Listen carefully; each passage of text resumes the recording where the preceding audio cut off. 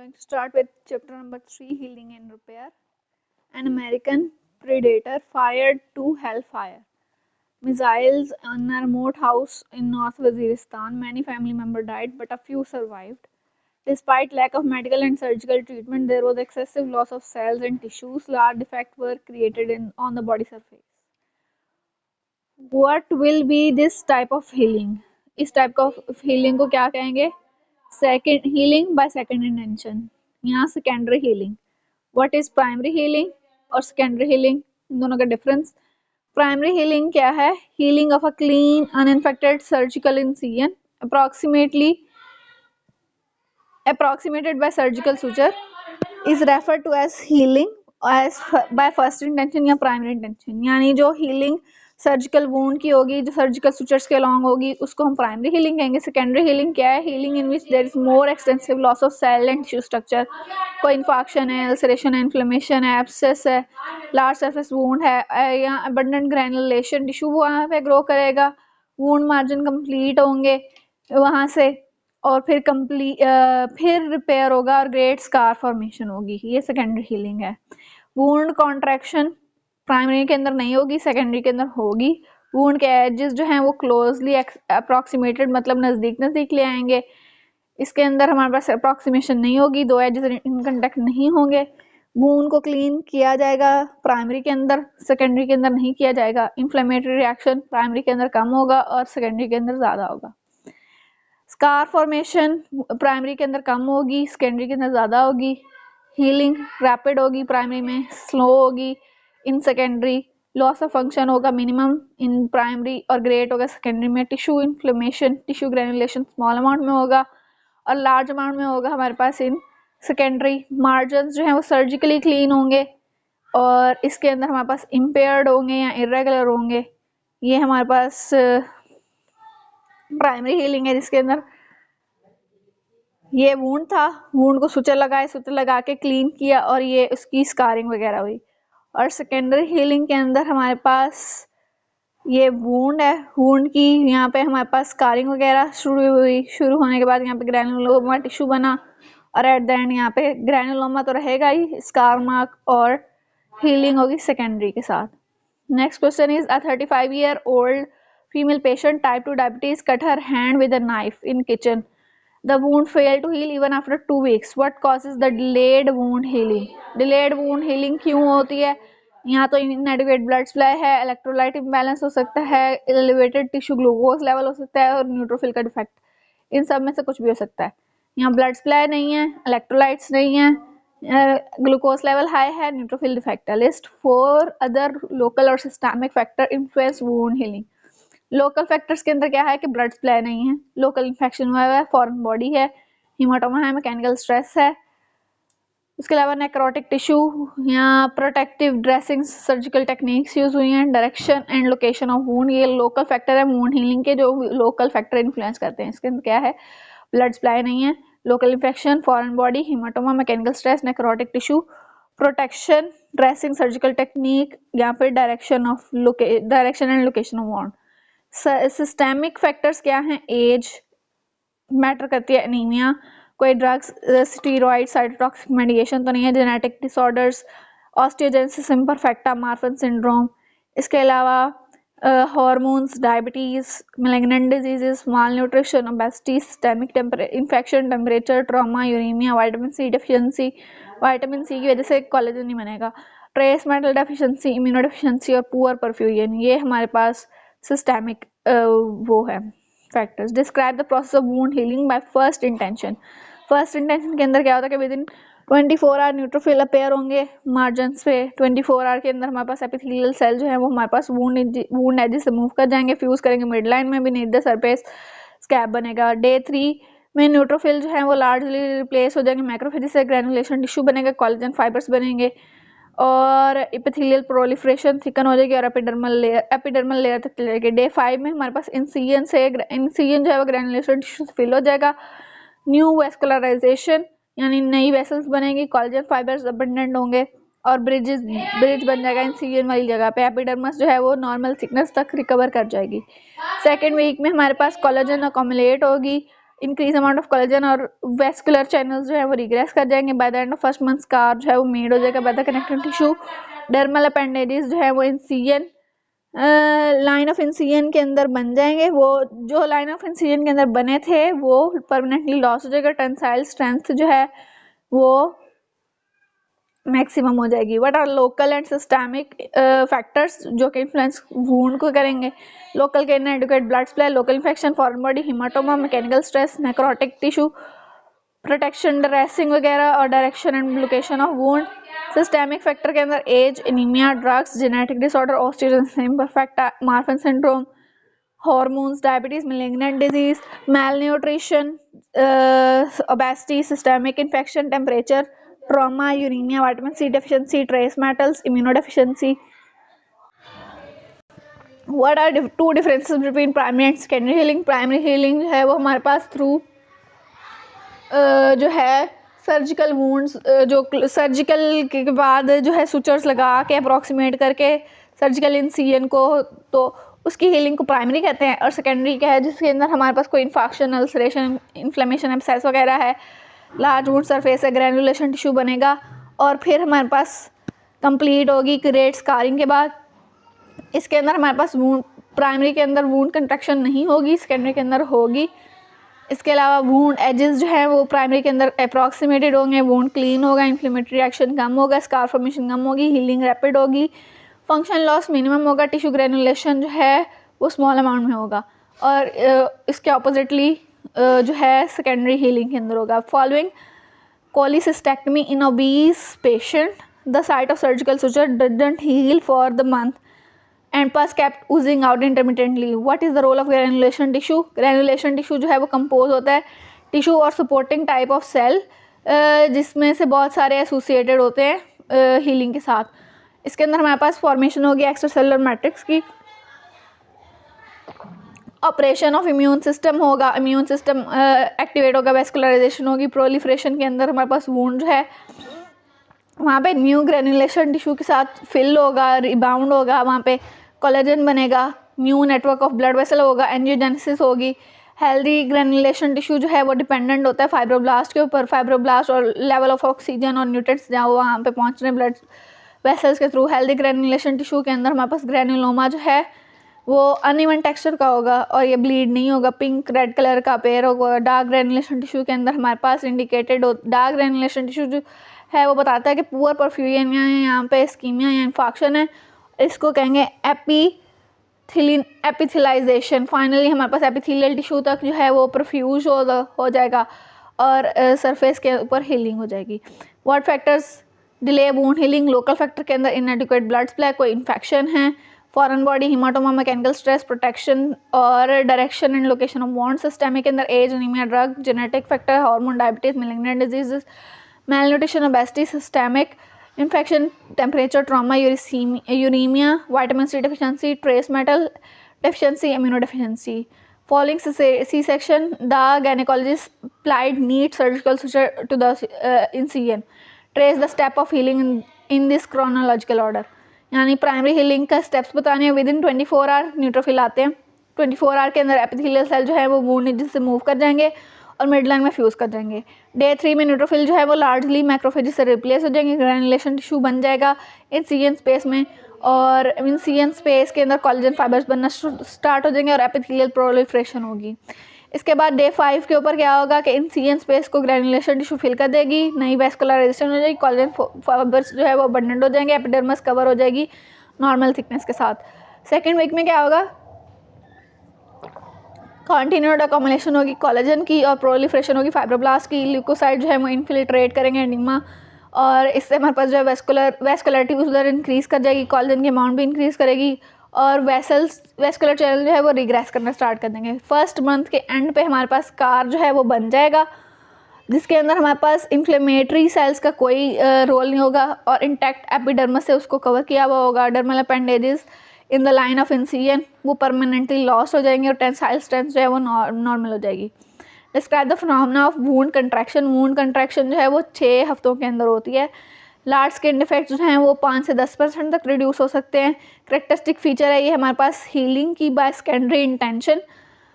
इसके अंदर होता ये है कि मायोफिब्रोब्लास्ट जो कि मॉडिफाइड फिब्रोब्लास्ट होते हैं वो एग्जिबिट करते हैं अल्ट्रा स्ट्रक्चरल और functional feature contractile smooth muscle की तरह। वुंड कंट्रैक्शन के अंदर मायोफिब्रोब्लास्ट जो है वो डिक्रीज करते हैं साइज ऑफ वुंड को, कैसे, वुंड एजिस को ग्रिप करके, और कंट्रैक्शन की वजह से हमारे पास इनका कंट्रैक्शन का मैकेनिज्म स्मूथ मसल से रिजेंबल करता है। जब सेल जो है वो क्लोज आ जाते हैं कम्प्लीटली और अननीडेड टू अंडरगो एपोप्टोसिस, वो सेल जो एपोप्टोसिस नहीं हो रही उनकी, वो हमारे पास इसके अंदर रोल प्ले करेंगे। An ulcer is formed on the heel due to ill fitting shoes in a female. Describe the systemic the steps involve in the healing of open wound. Secondary healing के process बताना है। Angiogenesis होती है, वहाँ पे fibroblast migrate करते हैं, granulation tissue great amount में फॉर्म होता है, वहाँ पे प्रोलिफ्रेशन होती है फिब्रोब्लास्ट की, एक्स्ट्रासेलुलर मैट्रिक्स के अंदर डिपॉजिट होता है स्पेशली कोलेजन। कोलेजन जो आएगा तो ब्लड वेसल जो है वो रिग्रेस कर जाएंगे और इन्फ्लेमेटरी से वुंड कंट्रैक्शन होगी, स्कार फॉर्मेशन होगी और थिनिंग ऑफ एपिडर्मिस। फिर उसके बाद बताया है briefly mention how this process differ from clean surgical incision. Primary healing और सेकेंडरी हीलिंग का डिफरेंस है। प्राइमरी हीलिंग सर्जिकल की वजह से होगी, secondary ulcer, infarction, abscess, inflammation की वजह से होगी। वुंड मार्जिन्स का, वुंड कंट्रैक्शन का डिफरेंस है, वुंड एजेस का डिफरेंस है, वुंड क्लीन का डिफरेंस है, इन्फ्लेमेटरी मीडिएटर्स का डिफरेंस है, scar formation, healing, loss of function, tissue granulation वगैरह का डिफरेंस है इनके अंदर, और ये हम देख चुके हैं। Enumerate growth factor and cytokine involve in the regeneration of wound healing. Wound healing के अंदर ग्रोथ फैक्टर्स मेनली इन्वॉल्व हैं, कौन कौन से? एपिडर्मल ग्रोथ फैक्टर, फिब्रोब्लास्ट जिसको FGF भी कह सकते हैं, फिब्रोब्लास्ट ग्रोथ फैक्टर, वो नीचे लिखा हुआ है वैसे। TGF tissue growth factor, vascular endothelial growth factor, platelet drive growth factor, fibroblast growth factor, transforming growth factor beta, keratocyte जो स्किन को बनाएगा growth factor, insulin like growth factor, tumour necrotic factor और इंटरल्यूकिन्स। ये वो 10 growth factors या cytokines हैं जो कि इन्वॉल्व होंगे रीजनरेशन ऑफ वुंड हीलिंग में। EGF, TGF, VEGF, PDGF, FGF, TGF beta और TGF alpha, transforming growth factor beta और transforming growth factor alpha, keratocyte growth factor, insulin like growth factor, tumour necrosis factor, TNF और interleukin. 21 year old BDS student है, road side accident में injury हो गई है। 3 days after injury pink friable tissue जो है वो अपेयर हो गया वुंड में, इसको हम क्या कहते हैं? Granular tissue. और हिस्टोलॉजिकल फीचर्स क्या होंगी? ब्लड वेसल्स होंगी, प्रोलिफरेशन ऑफ फिब्रोब्लास्ट होगा। Enumerate 3 process in the formation, angiogenesis, migration and proliferation of fibroblast जो कि वहाँ पे स्कार बना रहे हैं, और deposition extracellular matrix. Road side accident है, लेसरेटिंग वुंड है और लॉन्ग टाइम हो गया हीलिंग के लिए, irregular scar formation. Describe chronological order, ये क्रॉनिक वो वाला सेकेंडरी हीलिंग का पूछा हुआ है। एंजियोजेनेसिस होती है, वहाँ पे माइग्रेशन होती है, फिब्रोब्लास्ट की ग्रैनुलेशन टिश्यू बनता है, प्रोलिफरेशन होती है, फिब्रोब्लास्ट की डेपोजिशन होती है, एक्स्ट्रासेलुलर मैट्रिक्स इंक्लूडिंग कोलेजन, वहाँ पे कोलेजन आती है, ब्लड वेसल रिग्रेस कर जाती है, इन्फ्लेमेटरी सेल स्कार फॉर्मेशन होती है। उसके बाद है give brief account of factor that affect wound healing. Factors कौन से हमारे पास वुंड हीलिंग के अंदर इन्वॉल्व हैं? टिश्यू का इन्वायरमेंट कैसा है, किस एक्सटेंट का टिश्यू डैमेज हुआ है, इंटेंसिटी और ड्यूरेशन क्या है, स्टिमुलस की कंडीशन क्या है जो कि इनहिबिट कर सकते हैं रिपेयर को, फॉरेन बॉडीज़, वेरियस डिजीजेस जो कि इनहिबिट कर सकते हैं लाइक डायबिटीज़ या स्टीरॉइड का ट्रीटमेंट। नेक्स्ट है 22 ईयर ओल्ड BDS स्टूडेंट जो कि एक्यूट अपेंडेक्टमी हुई है, उसका एक्यूट अपेंडिसाइटिस था, अपेंडेक्टमी हुई है, क्लीन 3 इंचेस लॉन्ग इंसिजन है, प्रॉपर्ली सुचर्ड है। इसको हीलिंग को क्या कहेंगे? प्राइमरी हीलिंग कहेंगे। प्राइमरी हीलिंग के अंदर हमारे पास सर्जिकली जो इंसाइज्ड वुंड है उसको हील करने के लिए फर्स्ट इंटेंशन के लिए प्राइमरी हीलिंग है। विद इन 24 आवर न्यूट्रोफिल आएंगे, फिर जो एपिथेलियल सेल है वो मिड लाइन में स्कैब बना देंगे। 3rd डे के ऊपर भी न्यूट्रोफिल जो हैं वो रिप्लेस हो जाएंगे मैक्रोफेज से, ग्रैनुलेशन टिश्यू बनेगा, वहाँ पे कोलेजन आएगी। डे 5 के ऊपर वहाँ पे इंसिजन के ऊपर ग्रैनुलेशन टिश्यू फिल हो जाएगा, नई वेसल्स बनेंगी, कोलेजन आएगी। फिर 2nd वीक के अंदर हमारे पास जो है वो कोलेजन जो है और प्रोलिफरेशन ऑफ फिब्रोब्लास्ट वो मैक्सिमम हो जाएगी, लेकिन जो है वो वेसल्स रिग्रेस कर जाएंगी और फर्स्ट मंथ के एंड तक हमारे पास स्कार बन जाएगा और डर्मल अपेंडिस जो है वो ख़त्म हो जाएगी, टेंसाइल स्ट्रेंथ वापस आ जाएगी टिश्यू की। What is difference between healing first intention और सेकंड इंटेंशन यानी प्राइमरी और सेकेंडरी हीलिंग के दरमियान में क्या डिफरेंस है, ये हो चुका है। नेक्स्ट है give 2 example of labile cell. For labile cell, stable cell और परमानेंट सेल। लेबाइल सेल कौन से हैं? प्राइमरी स्टेम सेल जो कि रीजनरेट कर सकते हैं throughout life, like epithelial cell, haematopoietic stem cells, ये हमारे पास जो है वो रीजनरेट कर देते हैं throughout life. Stable cell कौन से हैं? Stem cell and differentiated cell, replicate at low level throughout the life and have capacity to divide if stimulated by some initiating agent. वो स्टेम सेल और differentiated cell जो throughout life divide कर सकते हैं, लेकिन तब जब कोई स्टिमुलस मिलेगा, like parenchymal cell, hepatocytes, pancreas के, प्रॉक्सिमल ट्यूब्यूल सेल्स के, ये वो सेल्स हैं जो रीग्रोथ कर सकते हैं। Endothelial cells, mesenchymal cell, fibroblast, smooth muscle.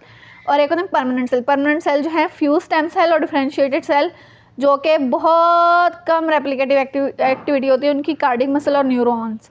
What are the function of extracellular matrix component? Extracellular matrix के अंदर हमारे पास इलास्टिन होता है, नंबर 1 कोलेजन होता है, इलास्टिन होता है जो कि फिब्रस प्रोटीन्स हैं, ये टेंसाइल स्ट्रेंथ रखती है। दूसरा वाटर हाइड्रेटेड जेल्स होती हैं, प्रोटीओग्लाइकेन्स, हाइलुरोनिक एसिड वगैरह, ये हमारे पास रेजिलियंस और लुब्रिकेशन देती हैं। तीसरा एडहेसिव ग्लाइकोप्रोटीन्स होती हैं, ये हमारे पास एक सेल को दूसरे सेल के साथ जोड़ती हैं। तो कंपोनेंट क्या हुए? कोलेजन जो है वो हमारे पास मेजर पोर्शन है और ये टेंसाइल स्ट्रेंथ देती है। उसके अलावा इलास्टिक फाइबर जो है वो इलास्टिन प्रोटीन कंटेन करते हैं और इसके अंदर हमारे पास, इसकी वजह से टिश्यू रिक्वाइल हो सकता है, मतलब अगर हम एक जगह से खींचेंगे तो वो अपनी वापस जगह पे आएगा। प्रोटीओग्लाइकेन और ग्लाइकोसामाइनोग्लाइकेन गैग्स, ये हमारे पास हाईली हाइड्रेटेड जेल्स हैं, लुब्रिकेशन का काम देती हैं, जैसे जॉइंट्स के अंदर हाइलुरोनिक एसिड वगैरह होता है, कार्टिलेजेस होती हैं, और ये हमारे पास कंप्रेसिबिलिटी देती हैं टिश्यू को, और ग्रोथ फैक्टर्स का रिजर्वायर है। इसके अलावा ये हमारे पास प्रोटीओग्लाइकेन्स जो हैं वो इंटीग्रल सेल मेम्ब्रेन प्रोटीन्स होती हैं और cell proliferation, migration and adhesion के अंदर रोल प्ले करती हैं। कैसे? By binding to the growth factor, chemokine वगैरह से बाइंड करके। एडहेसिव ग्लाइकोप्रोटीन्स होती हैं जो कि सेल टू सेल एडहेजन कराती हैं। फाइब्रिनोनेक्टिन है, फाइब्रिनोनेक्टिन जो है वो टिश्यू फाइब्रिनोनेक्टिन जो है वो फिब्रिलर एग्रीगेट्स बनाती है वूंड हीलिंग साइट के ऊपर। और इसके अलावा इलेक्ट्रोकेमिकल कम्प्लेक्स कह रही हूँ। एक्स्ट्रा सेलुलर मैट्रिक्स के अंदर डिपोजिशन होती है और रीएपिथेलाइजेशन होती है। लेमिनिन क्या है? लेमिनिन जो है वो हमारे पास beside mediating attachment to the basement membrane, laminin जो है वो हमारे पास सेल की प्रोलिफरेशन, डिफरेंशिएशन और मोटेलिटी के अंदर रोल प्ले करती है। इंटेग्रिन्स जो है वो हमारे पास बाइंड कराती हैं एक्स्ट्रा सेलुलर मैट्रिक्स के कंपोनेंट को टू RGD मोटिव्स, जो मोटिव्स वहाँ पे सेल सिग्नलिंग कैस्केड्स के थे और सेल की लोकोमोशन के अंदर हेल्प कर रहे हैं, उनको बाइंड कराती हैं सेल से एक्स्ट्रा सेलुलर मैट्रिक्स के अंदर। Function of extra cellular matrix, mechanical support, जिसकी वजह से सेल की पोलैरिटी मेंटेन होगी। Control of cell proliferation by binding and displaying growth factor. Scaffolding, tissue renewal का अंदर हेल्प करती है। Establishment of tissue environment, tissue को इन्वायरमेंट देती है और बाउंड्री बनाती है एपिथेलियम और कनेक्टिव टिश्यू के दरमियान में। Scar tissue is formed at the site of surgical wound, enumerate the process. Scar formation में सबसे पहले हमारे पास न्यू वेसल्स फॉर्म होती हैं, एंजियोजेनेसिस, माइग्रेशन और प्रोलिफरेशन होती है फाइब्रोब्लास्ट की, और वहाँ पे अबंडेंट ब्लड वेसल्स भी होती हैं। ये पिंक ग्रैनुलर अपीयरेंस देगी जिसको हम ग्रैनुलेशन टिश्यू कहते हैं। मैचुरेशन होगी, रीऑर्गेनाइजेशन होगी फाइब्रस टिश्यू की, जिससे स्टेबल फाइब्रस स्कार बनेगा। Briefly describe the mechanism of fibroblast migration and proliferation और scar formation during migration और proliferation फाइब्रोब्लास्ट की कैसे होती है? साइट ऑफ इंजरी पे वहाँ पे हमारे पास ग्रोथ फैक्टर्स होते हैं, platelet drive growth factor, fibroblast growth factor और टिश्यू ग्रोथ फैक्टर बीटा। ये हमारे पास जो है सोर्सेस ऑफ, ये हमारे पास इन्फ्लेमेटरी सेल से रिलीज होते हैं, पर्टिकुलरली मैक्रोफेजेस से साइट ऑफ इंजरी पे। साइट ऑफ इन्फ्लेमेशन पे हमारे पास मास्ट सेल जो है वो रिच होते हैं और कीमोटैक्टिक इनकी प्रॉपर्टी होती है। लिम्फोसाइट भी यहाँ पे अट्रैक्ट हो जाते हैं। ईच ऑफ दीज सेल जो है हमारे पास साइटोकाइन और ग्रोथ फैक्टर सक्रीट करेंगे और हीलिंग प्रोसेस के अंदर नंबर ऑफ प्रोलिफरेटिंग फिब्रोब्लास्ट और न्यू वेसल्स जो हैं वो डिक्रीज कर जाएंगे। Assume more synthetic phenotype, increase deposition of ECM, collagen synthesis होगी वहाँ पे, और कोलेजन सिंथेसिस के बाद फिब्रोब्लास्ट जो हैं वो दोबारा से वुंड हीलिंग बिगिन करेंगे, वुंड हीलिंग को 3 से 5th डे पे, और अल्टीमेटली स्कार जो है वो बन जाएगा, जो कि कंपोज होगा inactivated spindle shape fibroblast, dense collagen fibre और डेंस कोलेजन फ्रेगमेंट्स के अलावा वहाँ पे अदर ECM के एक्स्ट्रासेलुलर मैट्रिक्स के कंपोनेंट। स्कार मैच्योर करेगा और प्रोग्रेसिवली वेसल्स जो हैं जहाँ पे वो एंजियोजेनेसिस जो है वो रिग्रेस कर जाएगी और एवेस्कुलर स्कार्स बन जाएगा पेल कलर का। Briefly summarise the main features of cell cycle and its control. Cell cycle का अंदर फीचर क्या होते हैं? सेल साइकिल G1 फेज़ होती है और माइटोटिक फेज़ इंटरफेज होती है, माइटोटिक फेज़ होती है। इंटरफेज के अंदर G1 फेज़ होती है जिसके अंदर वो वेरिएबल टाइम पीरियड होता है हर सेल के लिए। G0 फेज़ जिसके अंदर जो है वो रिलैक्स होता है और प्रोटियोसिंथेटिक एक्टिविटी हो रही होती है। S फेज़ के अंदर DNA रेप्लिकेट करता है। G2 फेज़ होता है और M फेज़ होता है माइटोटिक फेज़। रेगुलेशन कैसे होती है? साइक्लिन्स की वजह से।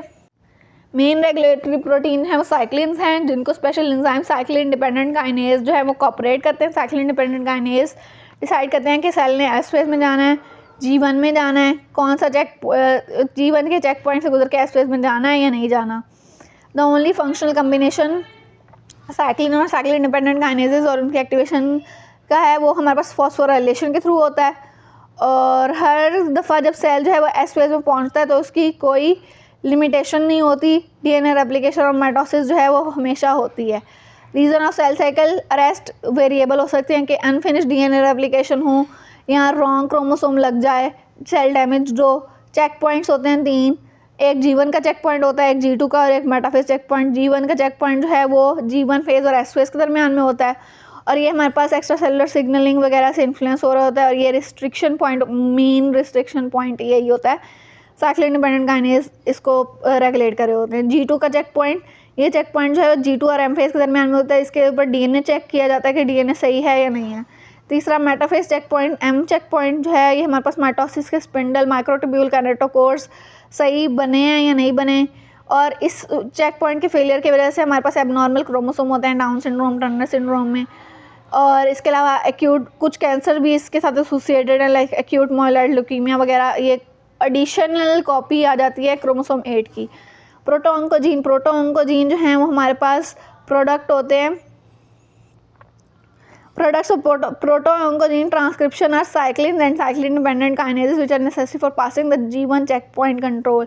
ट्यूमर सप्रेसर जीन जो हैं वो साइक्लिन और साइक्लिन डिपेंडेंट कम्प्लेक्सेस के अनफंक्शनल जीन हैं जो कि रिस्पॉन्सिबल हैं for the stopping cell cycle at check point control.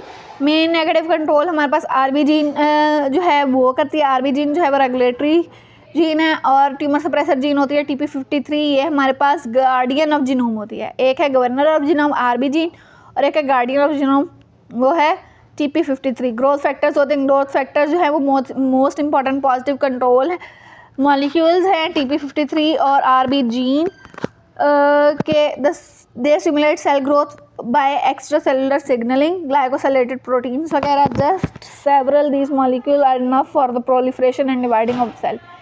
50-year-old women है जो कि डेवलप है, उसको फ्रैक्चर हो गया है और क्लोज रिडक्शन जो है वो अनसक्सेसफुल रही है और नॉन हीलिंग फ्रैक्चर रिजल्ट हुआ है। फ्रैक्चर की फैक्टर्स क्या हैं जो इम्पेयर कर रहे हैं? लोकल फैक्टर के अंदर infection, foreign body, ischaemia, severe damage.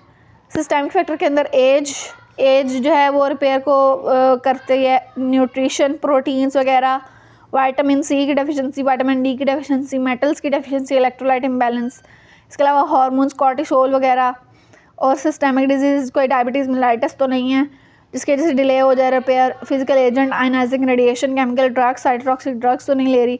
19-year-old boy sustained a deep open lacerated wound on his right leg in a motorcycle accident. He was brought to trauma center where wound is cleaned and could be only be partially sutured. If it took 4-5 weeks to heal with substantial scar formation. This type of healing would be called write down in sequence. इसको secondary healing कहेंगे क्योंकि partially close wound है। इसमें angiogenesis migration होगी, granulation होगी, proliferation होगी, fibroblast की ECM के अंदर हमारे पास कोलेजन डिपॉजिट होगी, रिग्रेशन होगी, ब्लड वेसल की स्कार फॉर्मेशन होगी। Next name the cell type and its characteristic which mediate contraction of wound to facilitate healing. Fibroblast होते हैं। फाइब्रोब्लास्ट कैसे आते हैं?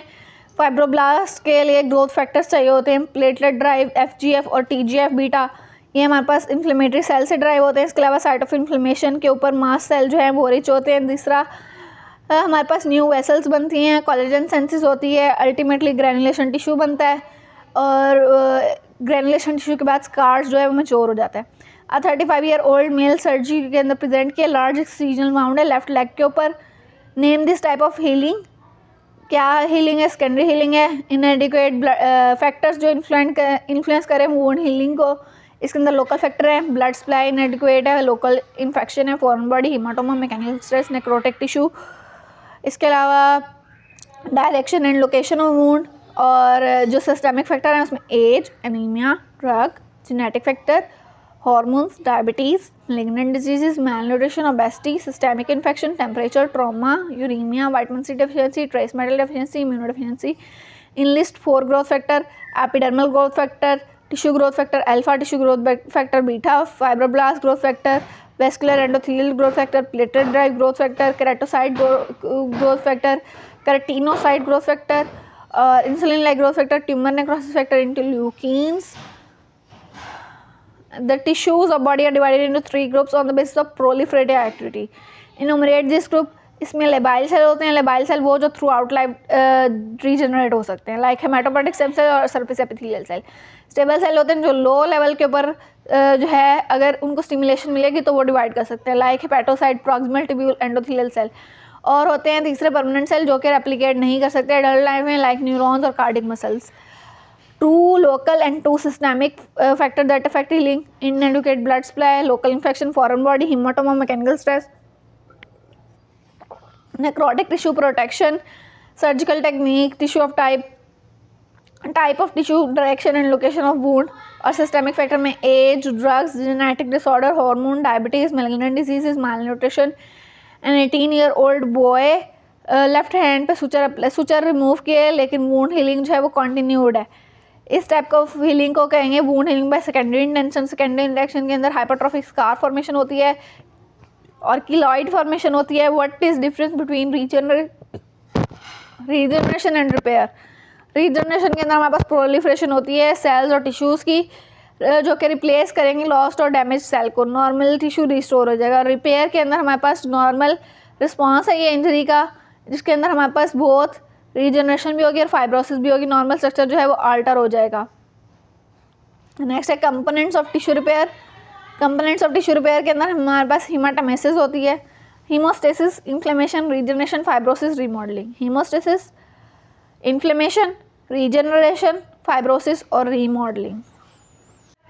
नेक्स्ट क्वेश्चन है what are the different phases of cutaneous wound healing. Cutaneous wound healing के अंदर जो phases आएंगे उसके अंदर कोएगुलेशन है, उसके बाद इन्फ्लेमेशन है, उसके बाद हमारे पास माइग्रेशन है या प्रोलिफरेशन है और फिर है रीमॉडलिंग। नेक्स्ट है difference between primary and secondary healing. Primary healing जो सर्जिकल इंसिजन की होगी bye approximated bye surgical suture, और सेकेंडरी हीलिंग जो बगैर सर्जिकल वुंड के इंफाक्शन, अल्सरेशन और सुचर्स और एब्सेस वगैरह या अल्सर फॉर्मेशन, उधर ग्रेनुलेशन टिश्यू बनेगा, वुंड जो है वो कंट्रैक्ट नहीं होगा।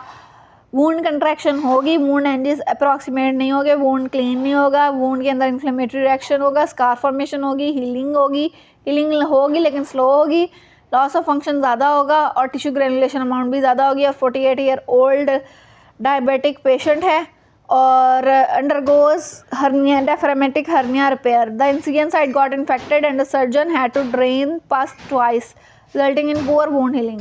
3 फैक्टर बताने हैं जो poor wound healing. Number 1 nutritional status, metabolic status, blood supply और हार्मोन्स। न्यूट्रिशनल स्टेटस में विटामिन सी की कमी हो सकती है, कोलेजन सेंसिस इनहिबिट हो जाएगी। मेटाबॉलिक स्टेटस के अंदर हमारे पास डायबिटीज़ मेलाइटस हो सकता है उस बंदे को, उसके अंदर डिलेड वुंड हीलिंग होगी। ब्लड सप्लाई इनएडिक्वेट है तो हमारे पास कम वुंड हील होगा। हार्मोन्स ख़राब हैं, ग्लूकोकॉर्टिकॉइड, तो भी वुंड हीलिंग डिलेड होगी। What factors is most likely to be deficient in this patient? Blood glucose level, diabetic nephropathy, poor circulation, immune system deficiency और इन्फेक्शन। टेबुलेट ग्रोथ फैक्टर कौन से? Fibroblast growth factor, keratinocyte, angiogenesis vascular endothelial growth factor और collagen के लिए platelet drive growth factor, tissue growth factor beta, tissue growth factor alpha और chemokines और tumour necrosis factor. First intention और second intention healing के दरमियान में difference, यानी प्राइमरी सेकेंडरी हीलिंग का डिफरेंस। उसके बाद है complication of wound healing. Wound healing की कॉम्प्लिकेशंस क्या हो सकती हैं? वुंड हीलिंग की कॉम्प्लिकेशन हो सकती हैं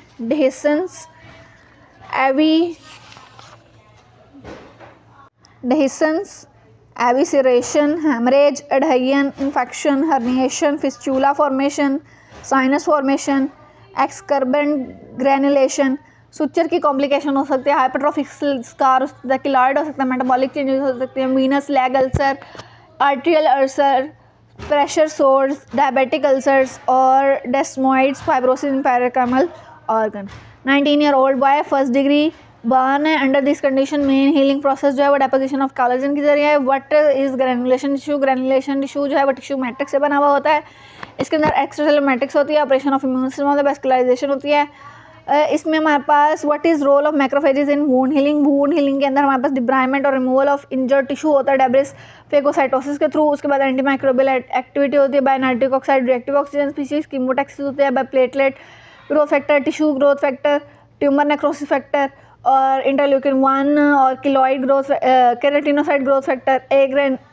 एंजियोजेनेसिस होती है vascular endothelial growth factor, fibroblast और प्लेटलेट ड्राइव ग्रोथ फैक्टर से डेपोजिशन और रीमॉडलिंग होती है। Tumour growth, tissue growth factor, platelet drive growth factor, tumour necrosis factor, OPN, interleukin 1, collagenase और एमएमपीज की वजह से give 2 systemic factor with example that empire wound healing. Nutritional imbalance होता है, विटामिन सी, कोलेजन नहीं बनेगा। मेटाबॉलिक स्टेटस लाइक कोई diabetes patient है उसके अंदर वुंड हीलिंग ख़राब होगी। तीसरा ब्लड सप्लाई कम है, ब्लड सप्लाई कम है तो हमारे पास वहाँ पे वुंड हीलिंग ख़राब होगी। हार्मोन्स ग्लूकोकॉर्टिकॉइड एंटी इन्फ्लेमेटरी होता है वो नहीं है तब ख़राब होगी। 35-year-old man comes to hospital with history of wound on leg since 3 week. कौन सी हीलिंग होगी यहाँ पे? हमारे पास सेकेंडरी हीलिंग होगी। Define healing, repair and regeneration. Repair is restoration of normal architecture. Regeneration is some tissues जो है वो रिप्लेस करेंगे डैमेज्ड कंपोनेंट को टोटली और नॉर्मल स्टेट के अंदर वापस आ जाएगा। Describe briefly the process of scar formation. Fibroblast की माइग्रेशन होती है, प्रोलिफरेशन, ईसीएम के अंदर डेपोजिशन होती है और स्कार फॉर्मेशन होती है, टिश्यू रिमॉडलिंग होती है। रिपेयर होता है कनेक्टिव टिश्यू का। उसके बाद हमारे पास जो है इन्फ्लेमेशन होती है। इन्फ्लेमेशन के अंदर जो है कंप्लीमेंट एक्टिवेशन, वो सारा जो पीछे वाला चैप्टर है वो आ जाएगा। फिर सेल की प्रोलिफरेशन होती है 10 दिनों के अंदर अप टू 10 डेज जो है वो हमारे पास सेल की various type, epithelial cell, endothelial cell, vascular cell, fibroblast, ये सारी चीज़ें आती हैं। न्यू वेसल्स बनती हैं, फाइब्रोब्लास्ट डिपॉजिट होते हैं, कोलेजन बनती है और फिर हमारे पास स्कार बन जाता है। नेक्स्ट क्वेश्चन है, a young boy was brought to surgical emergency और उसको क्या है, he has large lacerated wound on left leg, the wound got infected and finally healed, formation of scar. What changes in chronological order? सबसे पहले होती है repair. Repair के अंदर हमारे पास क्या होता है, deposition with in few minute, injury के प्लेटलेट्स आते हैं वहाँ पे और स्टॉप करते हैं ब्लीडिंग को और फिर स्कैफोल्ड लगा देते हैं वहाँ पे। फिर इन्फ्लेमेशन होती है, इन्फ्लेमेशन के अंदर एक्यूट और क्रॉनिक इन्फ्लेमेटरी रिस्पॉन्सेज आते हैं कीमोटैक्टिक एजेंट्स की वजह से, वहाँ पे न्यूट्रोफिल्स, मैक्रोफेजेस, ये सब कुछ आएंगे। फिर सेल प्रोलिफरेशन, वहाँ पे फाइब्रोब्लास्ट सेल, एंडोथेलियल सेल्स और कोलेजन वगैरह बनना स्टार्ट होती है और एंडोथेलियल रिपेयर वेस्कुलर सेल्स बनते हैं और फिर एट द एंड हमारे पास रीजनरेशन और स्कार फॉर्मेशन हो जाती है। फैक्टर इम्पेयरिंग या इनहिबिटिंग रिपेयर, लोकल फैक्टर के अंदर infection, foreign body ischaemia, severe damage. General factor के अंदर एज, न्यूट्रिशन, विटामिन सी की डेफिशिएंसी, विटामिन डी की डेफिशिएंसी, मेटल्स की डेफिशिएंसी हो सकती है, जिंक वगैरह की, कॉलिन की सेंस में यूज ज़रूरी होती है, कैल्शियम की डेफिशिएंसी हो सकती है, हार्मोन्स, कॉर्टिसोल की डेफिशिएंसी हो सकती है, सिस्टेमिक डिजीज़ हो सकती है, कोई diabetes, mellitus, physical agent, ionising radiation, chemical और ड्रग्स हो सकते हैं जो साइटोटॉक्सिक ड्रग्स होती हैं।